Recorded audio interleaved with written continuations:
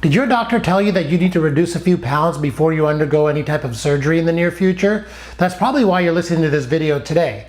I'm Dr. Shah, and I'm here to tell you why it's important for you to have a healthy weight before you undergo any elective plastic surgery or any surgical procedure for that matter, and why not only is it important for your results, but also for your life.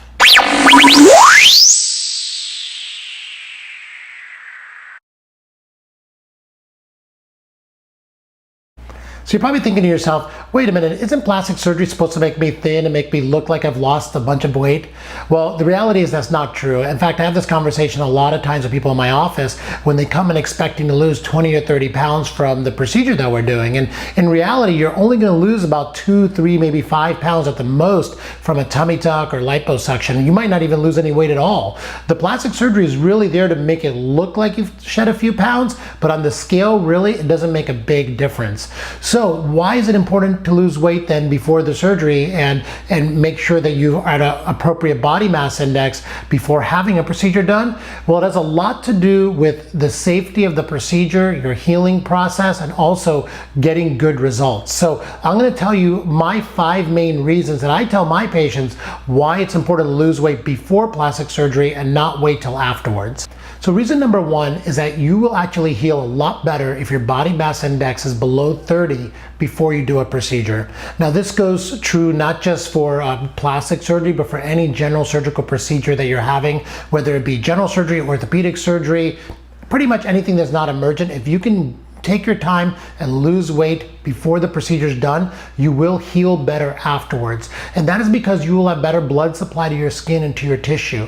People that are overweight have a condition called fat necrosis sometimes develop in the area of their incision or the area of their surgery. And what happens is that area doesn't get the best blood flow, and therefore it doesn't heal as well. And not only does the incision come open, but the word necrosis means the tissue overlying the incisions will actually die and go through a process where it turns black. So of course you want to avoid all of this. It can be treated with dressing changes and with care, but the best way to avoid it is to lose some weight before surgery. Follow all of your surgeon's directions on how to take care of the incision, to keep it clean, etc., and get your body mass index below 30. Now, 30 is not a hard and fast rule. Every doctor has a different number, and it definitely depends on what type of surgical procedure you're having done, and it goes from patient to patient. Some people have lost a lot of weight with gastric bypass surgery, for example, and it's going to be hard for them to get below 30.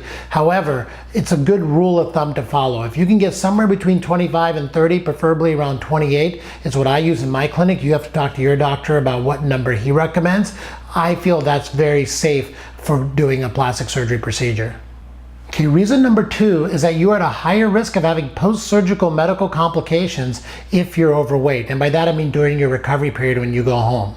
So when you go home, you need to be walking around a little bit, you need to be moving around, and it's been proven that people that are a little bit overweight have a harder time doing this. And whether it's that or other factors that affect your post-operative recovery, one of the major things that we worry about is a DVT. It's a deep vein thrombosis, which is a clot that develops in your leg. And what happens is you get some swelling of your leg. It's painful.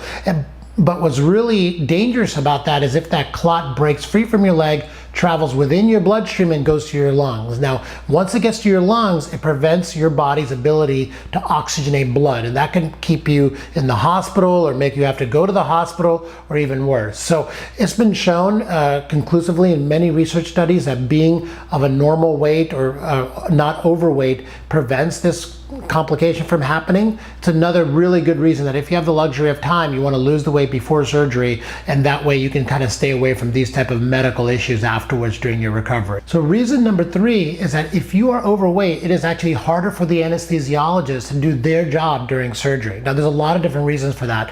One reason is the fat is sometimes overlying your blood vessels, and so it's harder for them to find a vein in which to give you medication. So that's one anatomical reason. Another anatomical reason is usually your airway airway is constricted and more difficult to intubate or for us to get a tube into to give you anesthesia during the procedure, give you oxygen during the procedure.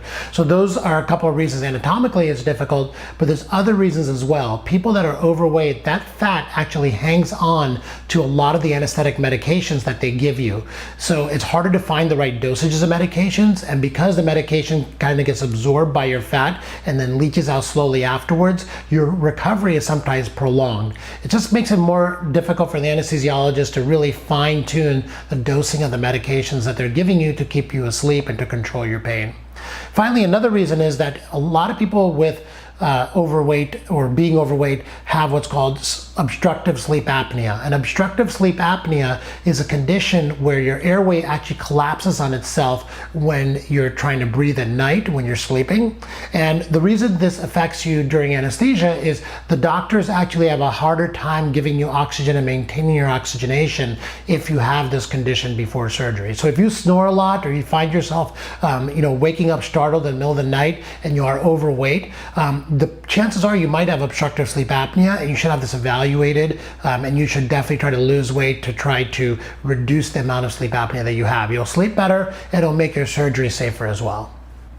The fourth reason I want to give you for being of a normal weight before undergoing surgery is that it actually makes it harder for the surgeon to get a good result if you're overweight. And the main reason for that is during a fat removal procedure, let's talk about the abdominoplasty for example, you have fat both on top of your muscle and behind your muscle.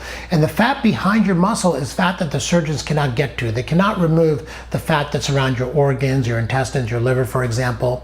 That fat has a special name. It's called visceral fat, and it's a fat that pushes out when you're wearing clothing. It's a fat that gives men a beer belly shape if they're overweight. That fat cannot be removed, and when we do a tummy tuck, we're going for a flat abdomen, and we can't achieve that if there's a lot of visceral fat. So definitely, losing the weight beforehand helps us get a better result during a tummy tuck. The same holds true for liposuction. The more we have to liposuction out of you, the harder it is to get a good result. You end up with more contoured deformities, which is like dimpling and things like that, and your skin doesn't retract as well, which means the skin doesn't smooth out after the surgery.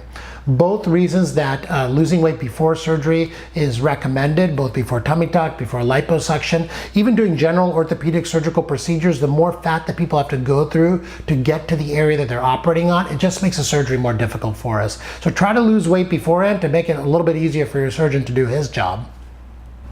The fifth and final reason that you are of a healthy weight before you undergo surgery is that you will be unhappy with the results yourself. Now, it's really important to have realistic expectations before you undergo any type of cosmetic surgery. You want to look at pictures of people that look like you beforehand and see what their results look like afterwards. And I can guarantee you that the more overweight the person was, the harder it was for them to achieve a result that they're happy with. So you have to have realistic expectations. You also have to be able to lose the weight beforehand so it's easier for the surgeon to get a good result, and also so that you like what you see in the mirror after the cosmetic surgery is done. The other thing is that if you're losing weight before surgery, you'll continue to be losing weight after surgery because you'll just be in those habits of eating right and exercising and doing all the things that you need to do to be healthy. So if you continue along this path, you're just going to be happier, not just with the results, but with your overall lifestyle. So this is a really important reason I think that you should lose weight before surgery so that you just get into the habit of maintaining a healthy lifestyle. So those are my 5 top reasons for why you want to be of a healthy weight before you undergo any elective surgical procedure. My next video is going to be about 10 ways that you can become a healthy weight before having surgery. So be sure to tune in and listen to that one. If you like this video, please go ahead and subscribe to the YouTube channel. I'd love to hear and listen to your comments below. I'll try to reply to as many as I can, as quickly as I can. And finally, if you want a whole bunch more information about safety in plastic surgery, buy my book, Making the Cut: 10 Reasons that you should consider before having plastic surgery. Thanks again.